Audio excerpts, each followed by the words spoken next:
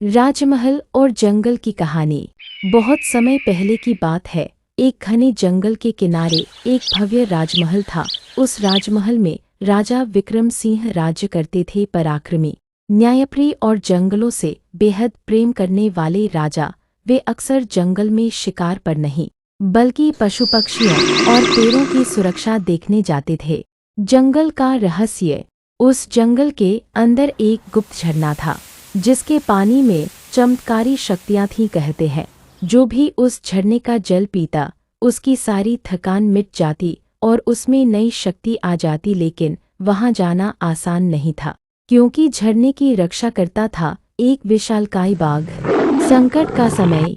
एक दिन पास के दुश्मन राज्य ने हमला कर दिया। राजा घायल हो गए और उनकी सेना थक चुकी थी। राजमहल में निराशा छा गई। तभी एक बूढ़ा साधु महल में आया और बोला, राजन, अगर आपकी सेना को उस झरने का जल मिल जाए तो विजय निश्चित है।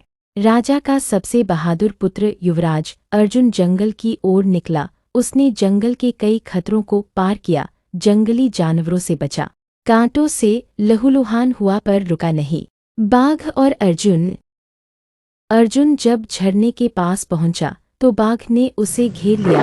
अर्जुन ने तलवार नहीं चलाई, बल्कि घुटनों पर बैठकर कहा, हे जंगल के रक्षक, मैं तुम्हारे पानी का अपमान नहीं करूंगा। ये जल किसी के लिए नहीं, पूरी मानवता की भलाई के लिए चाहिए।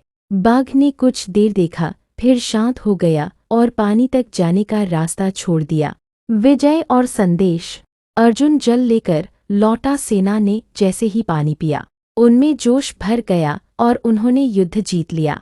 उस दिन से राजा ने जंगल को राजवन घोषित कर दिया, एक पवित्र वन जहां कोई शिकार नहीं करेगा। और झरने के पास एक मंदिर बनवाया गया, शक्ति कुंड, पूर्णविराम।